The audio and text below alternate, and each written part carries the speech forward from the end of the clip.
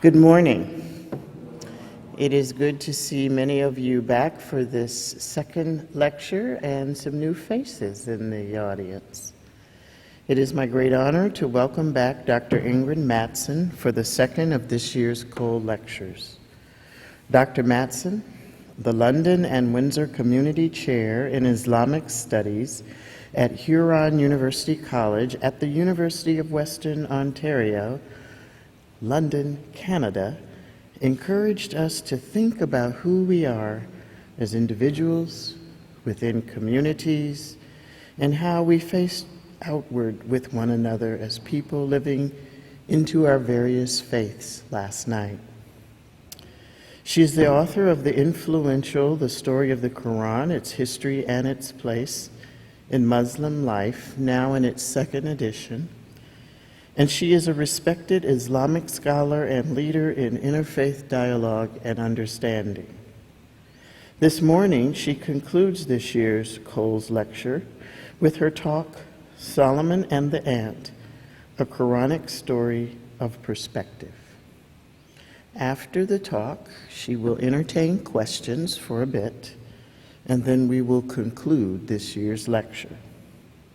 Please join me once again in welcoming Dr. Ingrid Mattson to Vanderbilt Divinity School and its university and the wider community of Nashville and beyond.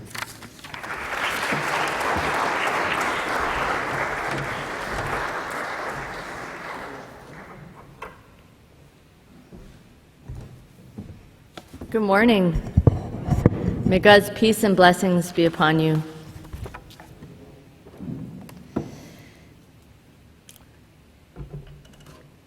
The root of much sin is our refusal to acknowledge our limitations. And we assert our perspective, our own perspective, to be superior to all others, or perhaps more insidiously, to act as if we are neutral actors, that we have no perspective at all.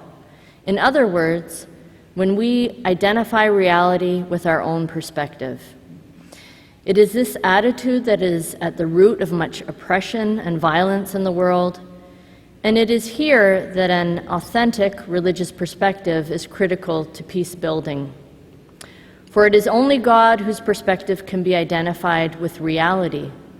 The narrative and outlook of each human being and each human community is limited by time and space, by the fact that we are part of the created world. We are not the creators. To recognize this essential distinction between the creator and creation is to assert the inescapable truth of the human condition as limited, constrained, and in need of others. To take into account the perspective of others is not political correctness. It is a rejection of self-idolotry. This is the lesson at the heart of the Qur'anic story of Solomon and the ant. For those of you who aren't familiar with the Qur'an, it is, as the holy revealed scripture of Islam, it's composed of 114 surahs. Surah is sometimes translated as chapter, but literally it means sign. A surah is an encompassing or a collection of signs, which are ayat. Signs are verses. So this particular chapter of the Quran that we're looking at is called the ants. Although the chapter is filled of great characters we recognize, people like Moses and David and Solomon, still it's named after the ants. The theme of this chapter is that we think we know reality, but in fact we only have a perception of reality. And we see time and time again in the many stories that are narrated in this chapter that someone sees something, but in fact it's only an illusion, or sleight of hand, magic, or a mirage. It's significant that this chapter begins with the symbolic letters that are the opening of a set of chapters of the Quran. These are just disconnected letters. Ta, Sin. It's like beginning the story with TS. What does that mean? What's the symbolism? What's the impact of these letters? It spurs our imagination, but there's no clear answer. There's a lot of speculation. What it tells us is that our language is comprised of small little units, each of which have symbolism and meaning that may be understood differently by different people. So it begins, Ta, Sin. These are the signs of God, a book which clarifies guidance and good news to those who believe, those who establish prayer and give charity. They are confident in the life to come. So what is our confidence? Our confidence is not in our clear perception of reality and the meaning of everything. Our confidence is that there is a life to come, and in the end, we will be in the fullness of the understanding that God gives us. God who creates all understanding and knowledge. So what do we need to do in this life? We need to pray, we need to believe, we need to give charity. And that is our job. Then this chapter goes on and narrates a series of illusions and then realizations about the limits of human perception to show that all of creation is under God's command. It tells the story of Moses, who sees a fire, and he goes to bring some of it back to keep his family warm. This is the kind of fire he believes he's approaching. But when he gets there, he finds himself, in fact, in the divine presence. God commands him to throw down his staff, and Moses does so, but pulls back in fear because it looks like a snake to him. Then God turns Moses' hand translucent. Strange things are happening. Then Moses is sent to preach to Pharaoh and his people. And the verse says, "But when our enlightening signs came to them, they said, 'This is obvious magic.'" Pharaoh believes what he sees is reality. Well, in fact, when he's brought the true reality, which is divine revelation, he sees it as an illusion. It's an inversion. Pharaoh, who is the epitome of evil in the Quran, deifies his own perception of the cosmos. And then we come to the story of Solomon. Solomon, the great king, the majestic king, the builder of the grand temple, the prophet, the son of a prophet. The story tells of him gathering with his creatures who are serving him and obeying him and informing him. And among these creatures, there are not only humans, but there are jinn, invisible beings, and there are birds whose speech he understands.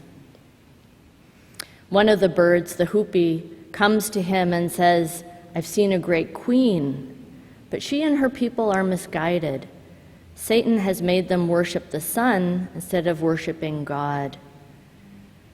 And so their path to God has been blocked. This, we know, is why prophets are needed, to help clear that path for people who are misguided."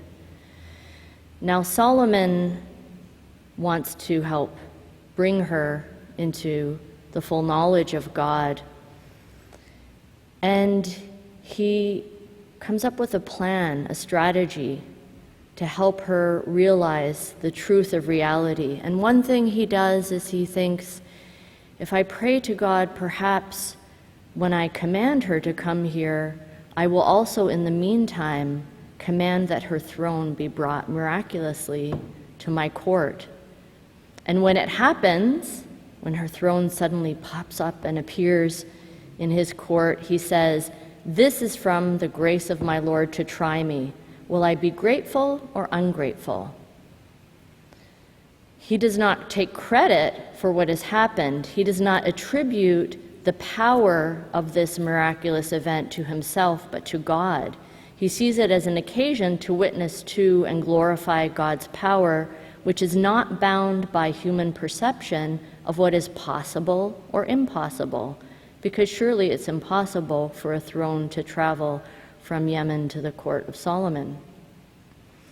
Now the Queen of Sheba, who has been commanded to come to Solomon's palace, when she arrives, Solomon says to her, "Is your throne something like this throne?" And she says, "It seems as though that is my throne."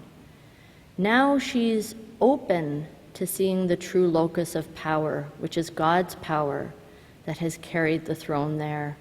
And now she is opening spiritually. Then Solomon tells her to come, to enter his court. But the crystal floor glitters so brilliantly, she thinks it's a pool of water. So she gathers up her skirts before entering into it. With her legs exposed, she courageously begins to cross the floor. But once she steps onto it, she realizes that she has been under an illusion. Now she, too, like Solomon, becomes aware. She is inspired and enlightened by God. Her elevated spiritual state is reflected in her stating what Solomon had said before she arrived. "This is from the grace of my Lord to try me. Will I be grateful or ungrateful?" And so now she is able to be beside Solomon in absolute awareness of God and reflect the majesty of God beyond the majesty of kingship, which is only of this world.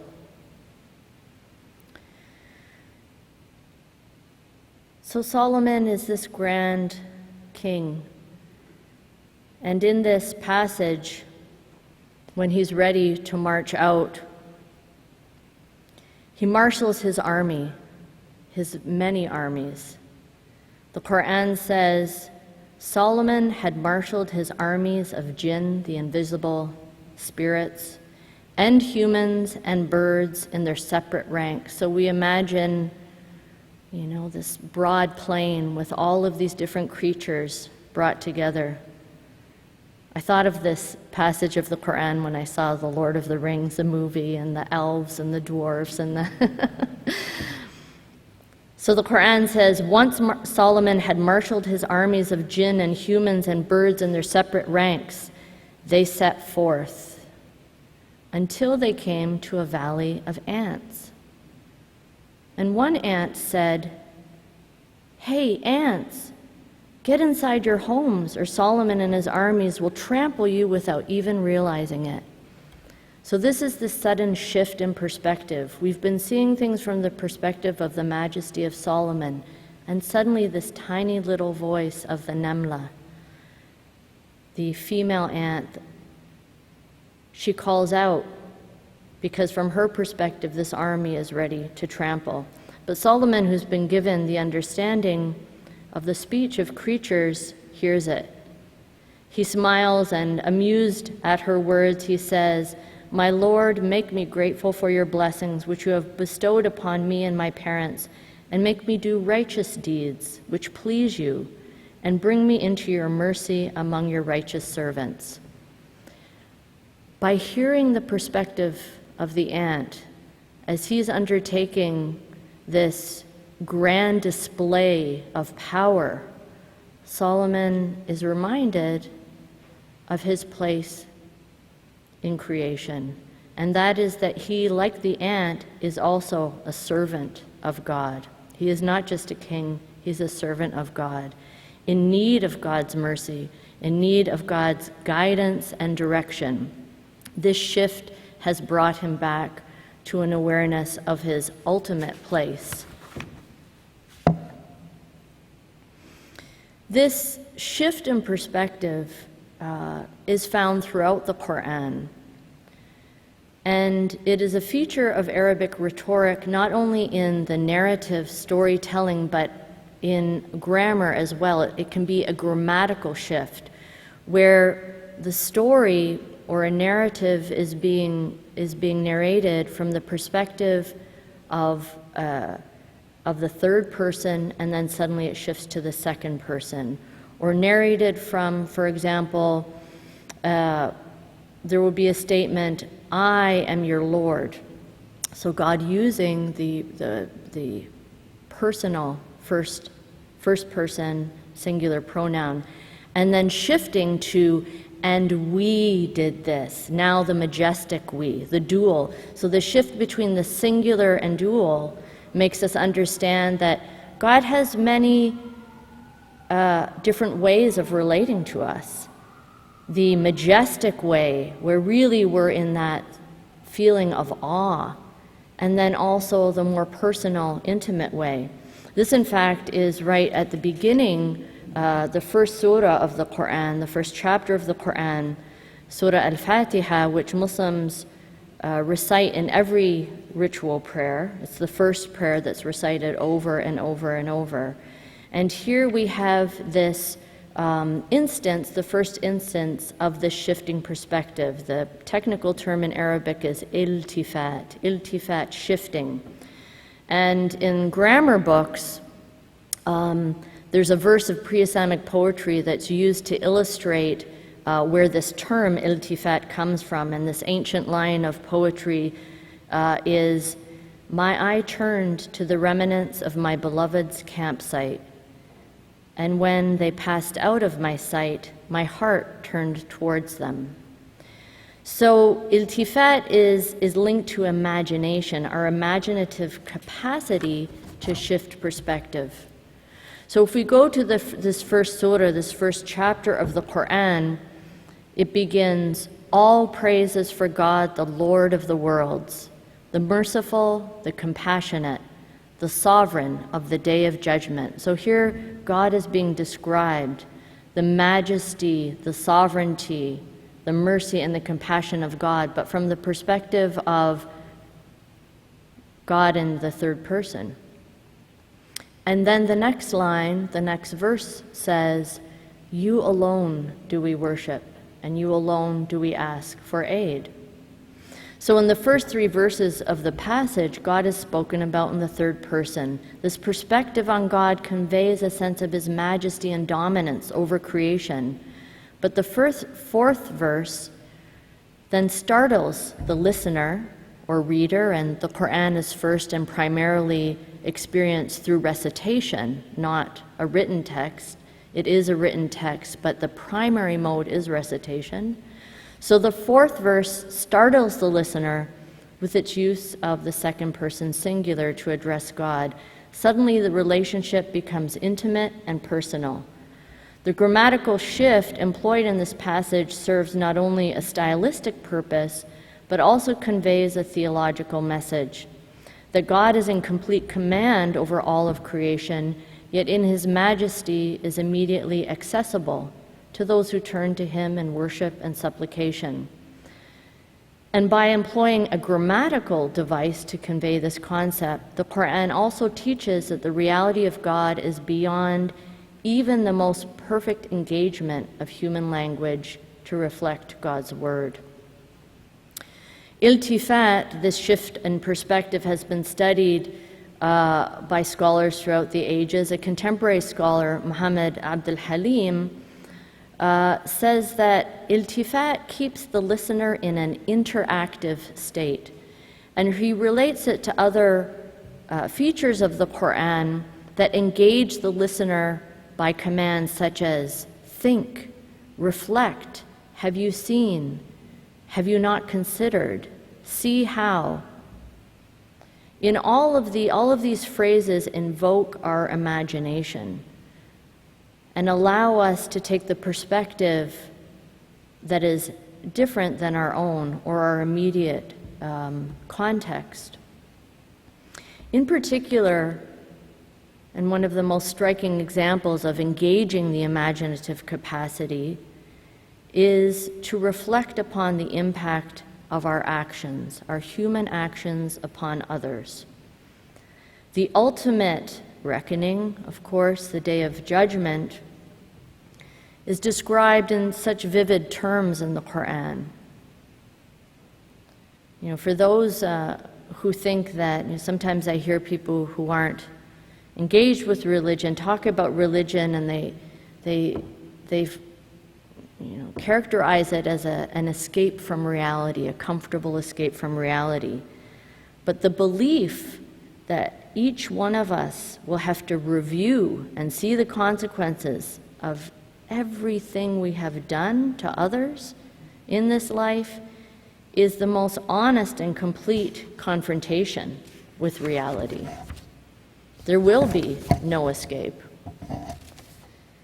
So a passage of the Quran describes part of this moment, this time. When the sun goes dark, when the stars fade away, and the mountains vanish, and the laboring camels are abandoned, and all the animals are gathered together, when the seas erupt and the souls are re-embodied, the baby girl who is buried alive will ask, "For what crime was I killed?" The pre-Islamic Arabs engaged in female infanticide. A female was not worth living in many cases. She was a burden, an economic burden. The family could be shamed if she could not be protected or controlled. And so, of course, Islam abolished this horrible crime, but this passage of the Quran is terrifying for those who had done this crime, to think of, to have to imagine in the context of all of this chaos and disruption, that this baby will come to life and will speak and will be the interrogator, the one who will ask the one who buried her, "For what crime was I killed?" What an act of imagination, a shifting of perspective on what we've done that makes us understand that everything we do has consequences. And the animals who are mentioned here in this passage that are gathered together, they are animals who will be raised back, like we will, from the dust.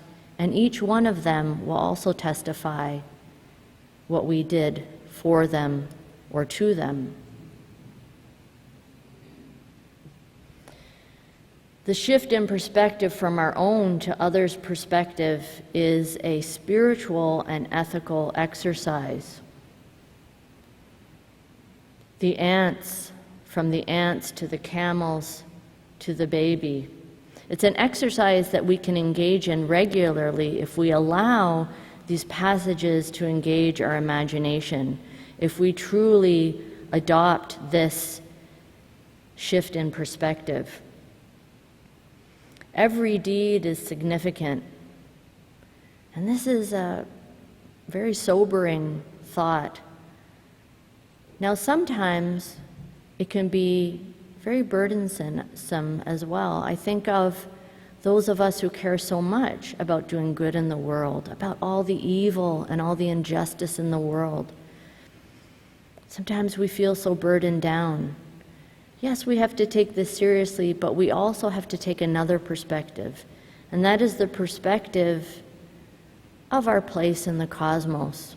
One of my favorite passages of the Quran gives us this broader shift back in our place in the timeless eternity. هل أتى على الإنسان حين من الدهر لم يكن شيئا مذكورا. Has a person ever considered the endlessness of time which has passed before he was even a thought in a person's mind? We're not in charge of the cosmos. We're not in charge of all of the universe and creation. That's God's place. It's not our place. So this shift from looking at each and every one of our deeds and the impact of it to the fact that we are such a small, here for such a small time, and we're such a small piece in the cosmos and all of creation, can give us some perspective and some relief. It matters very much what we do for our own souls, but we're not in charge of the world. And so we also can take it a little bit easy when we feel so burdened by all the work there is to do.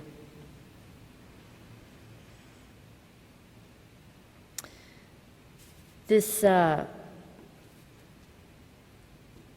Qur'anic shift in perspective can be found in different parts of Muslim culture as well, and from the very profound and heavy thought of the Day of Judgment, I'm going to shift you now to a joke that a student told me. The student who is from southern Arabia, and I think it really has a lot of resonance with this Qur'anic message. I'm not a comedian and I can't carry a tune, so but I'm going to tell you the joke anyways. So there was once a man who was blind from birth. He lived in a farming village in the mountains of Yemen. He used to pray to God, "Oh Lord, just let me have sight for a few minutes so I can see the beauty of your creation." One day the man was sitting in the empty courtyard of his house while various members of his family were busily engaged in tasks close by. His wife was scrubbing clothes in the laundry tub beside the kitchen to his right. His children, two mischievous boys with windblown hair and callous but delicate feet, were climbing a fig tree behind him. And his brother, a strong, ruggedly handsome man with great physical strength, was repairing a stone wall on the other side of the yard. As the man sat and quietly uttered his prayer one more time, suddenly, without warning, he had a moment of sight. Just as he realized what was happening, that he was finally seeing a rooster dashed by, the red-combed head bobbing directly in front of him. Seconds later, his sight faded once more. The next day, the man heard a tremendous noise coming from outside his house. Voices were raised in song, tambourines were thumped and shaken, and hands were clapping. It was a wedding procession passing in front of his home. The man moved towards the doorway, facing the road where his family was gathered to watch the joyful parade. "What a beautiful bride," his wife exclaimed. The man turned to his wife and said, "Is she as beautiful as the rooster's head?"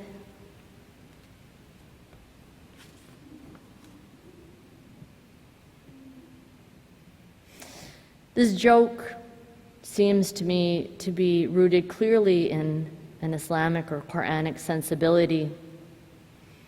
The moral of the story is that human beings have extremely limited knowledge of reality. Well-sighted people have more knowledge of the visual world than a person who has sight for only a moment of his life. In relative terms, when we consider the vastness of the earth and the universe, the difference in our knowledge is so minute as to make it almost irrelevant. Further, the story tells us that visual knowledge is selective, superficial, and limiting. It's impossible to see or pay close attention to all the things that are even close to us. The blind man, when he has sight, sees the rooster, but not his wife, his children, or his brother. He does not notice the trees in his yard or the mountains surrounding his property. Similarly, every human being is limited in his or her perception and attention. Finally, the man's experience of the visual world is limited to what he saw of the rooster's head. Now, this forms the basis for comparison to everything else in the world, even a bride. Similarly, every human being has limited experiences in the world, but it is experience that greatly influences our convictions about what is possible or probable in the world. And just as importantly, these experiences frame every new issue or challenge. And this is why imagination is so important. If knowledge is limited to our experience, we will have a very narrow understanding indeed. A major component of childhood moral formation, and I believe this is universally true, is the imparting of lessons through imaginative role-playing, songs, poems, and the telling of stories. Through imagination, the child can experience the perspective of another person or even a non-human living creature. Imagination allows a child to vicariously experience emotions of others. A child who is deprived of these imaginative experiences can be stunted in their moral formation, and certainly we as adults need to have this imaginative capacity regularly renewed as well.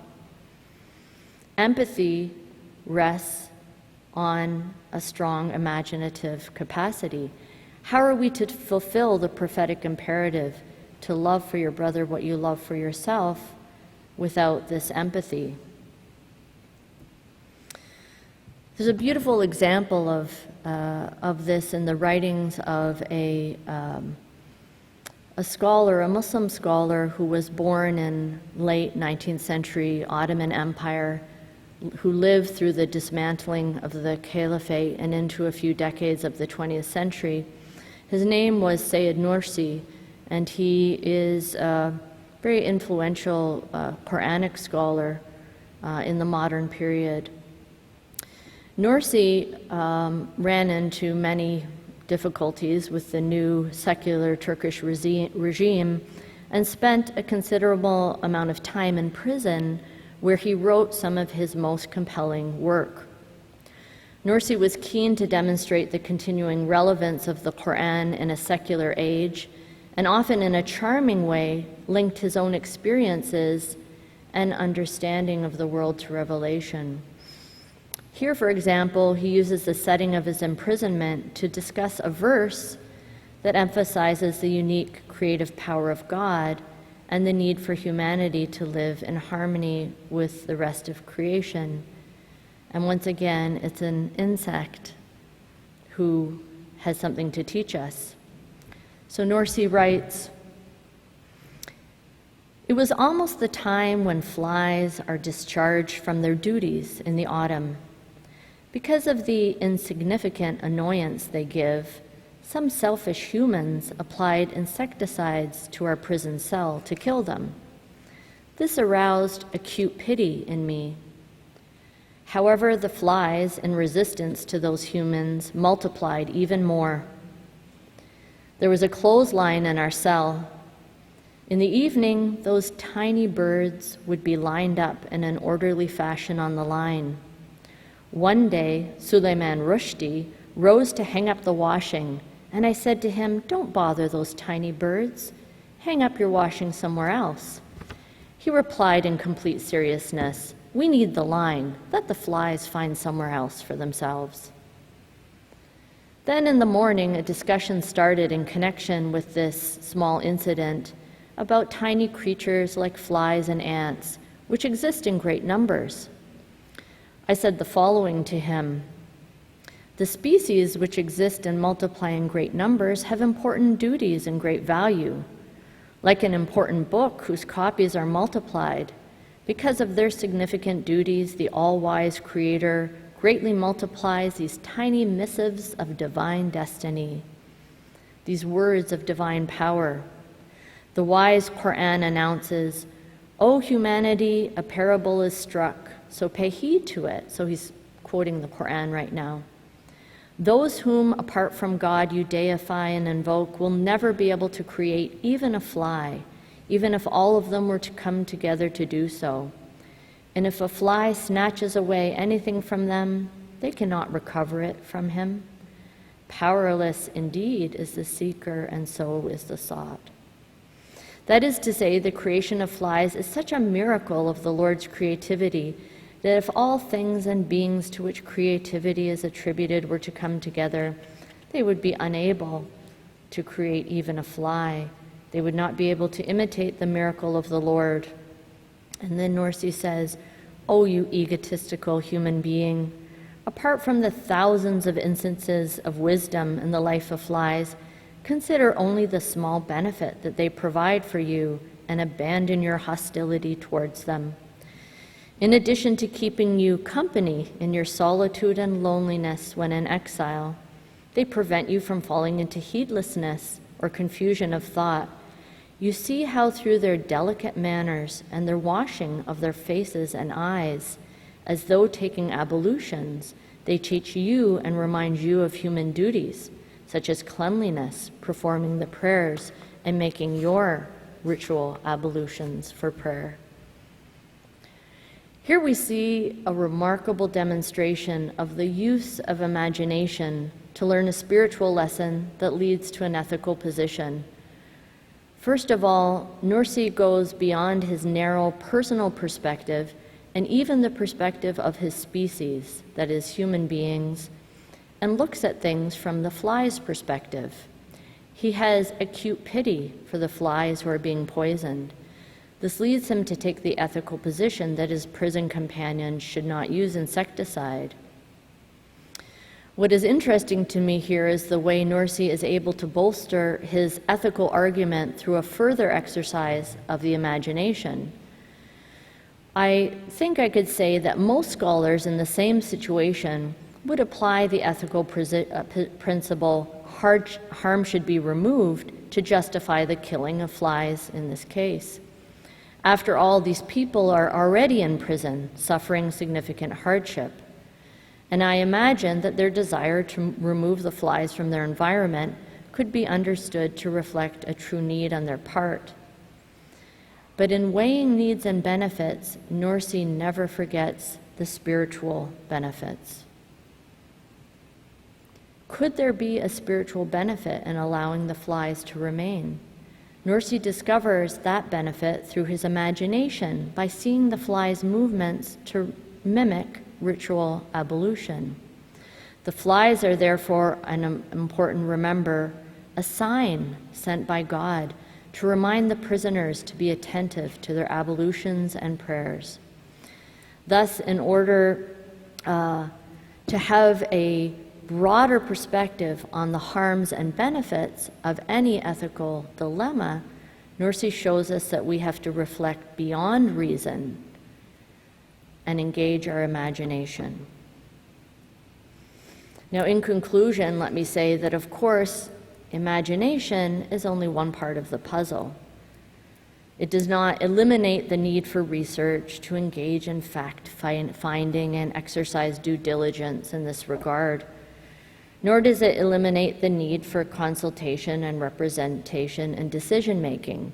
So, for example, it's not enough for me to imagine what a woman's perspective might be or a young person's perspective might be on a situation. They need to be included and speak for themselves as well. But imagination and adopting and shifting our perspective to others is part of what makes the process one of spiritual openings and one of true understanding. It is an essential element in the Qur'anic stories and parables, and even in the Qur'anic language and grammar, and it helps us, if we truly allow it, to become better people. Thank you for your attention.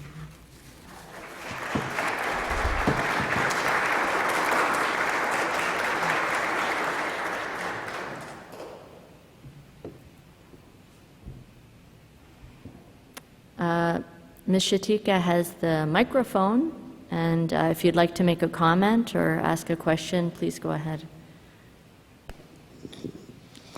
First of all, thank you very much for your presence. Really appreciate it. My question deals with the point that you were making about sometimes when you're dealing with yourself or with other individuals, that self-indulgence results in either me or someone else not hearing the thoughts and ideas of others. So my question deals with what are the tools that you see are helpful so that, number one, an individual is willing to not be so self-centered and listen to others, and then others not be so self-centered and listen to Right. them. We are all driven by instincts for defending ourselves, defending our perspective, defending ourselves from perceived criticism or attack. This is our first instinct. We are defensive. And we have to know that about ourselves, and part of a spiritual discipline really is to learn to just be quiet and to hear the perspective, give space for another's perspective, not immediately rush in with an answer.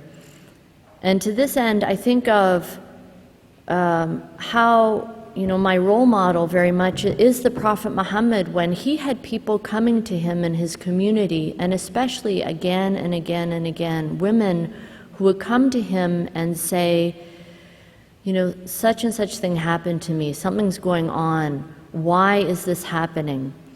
With a criticism or a complaint about what was going on in their society. And what's really amazing is, here he was,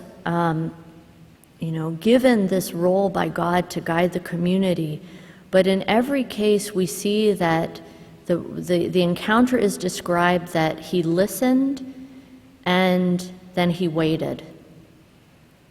He almost never gave an immediate answer.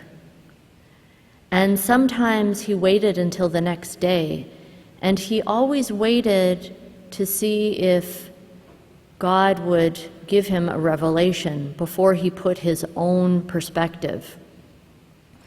For example, a woman came to him and said, I wonder, when I hear the revelation, I wonder, is this directed at men alone? Or is there, we believe in you, what about us as women? When the Quran says, "O you who believe," or "O believers," does that include us? And the Prophet Muhammad didn't answer right away, but very soon after that, when he allowed time to pass, he came back with a revelation from God that was a beautiful affirmation of the spiritual equality of men and women. This passage saying, "Verily, the believing men and the believing women, and the Muslim men and the Muslim women, and the men who pray and the women who pray." And the passage goes on and on, mentioning specifically men and the women who do this, about their equality. So we need to be to have that self-discipline, not to respond right away, because if we do, our defensiveness, our instincts will take place, and we won't have time also to engage in this imaginative exercise, this time to shift our perspective and think, what would it be like to be that person who's raising this issue? That takes space and that takes time.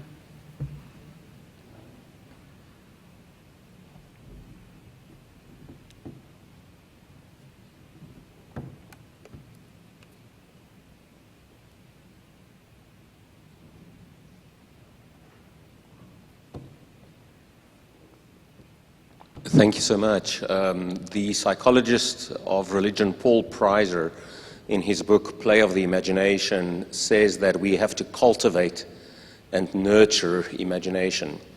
With our media-obsessed world in which we live today, how would you suggest we cultivate the kind of imagination that can bring difference of perspective?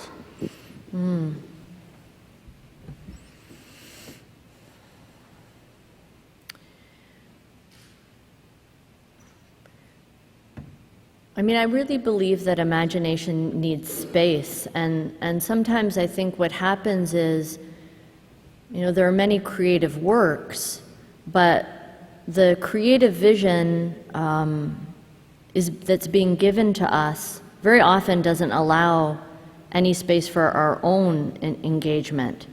I mean, a true work of art does. A true work of art has an interactive quality, whether it's film that leaves space for us to reflect and imagine, or whether it's, a book, a novel. But a lot of entertainment is more about kind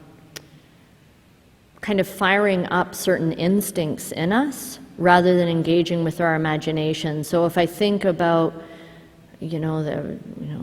car crashes and explosions and things like that, they seem to play more on an instinctual level than an imaginative level. The aim is to make us afraid, excited, rather than, and doesn't leave space for this. So I'm not saying there's no role for that, but I would say that we have to just make some discernment among these creative projects and make a distinction between what may be pure entertainment and an imaginative exercise.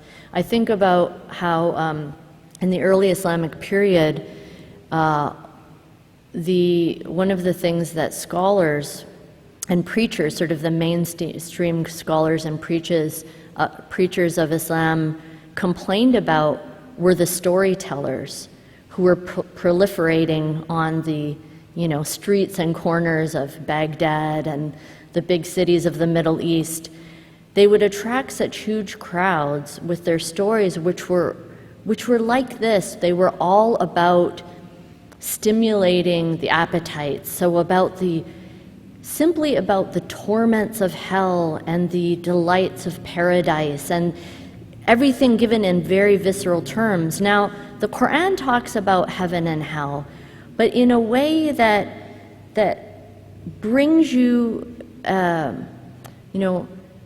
makes you think about what it means to be a soul in that body, not just kind of pushing these buttons. And so they were very alarmed at that. So I think this is something that is a kind of that cheap thrill that humanity has been tempted to seek for. It's not a new thing. The ancient storytellers knew how to do that as well. You would end up being exhausted, but you don't feel that you've grown at the end of that process of being engaged in this kind of fear and terror and delight. It's like junk food, creative junk food.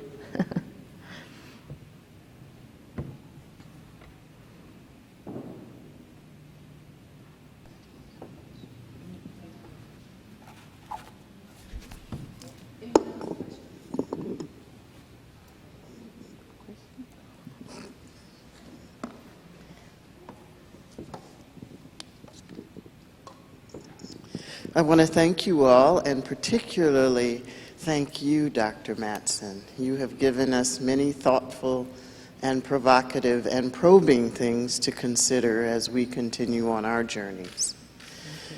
Thanks to you all. This concludes this year's co-lectures. We look forward to seeing you next year, where the co-lecturer will be Dr. Daisy Machado, Union Seminary in New York. God's blessings, God's peace. See you next year.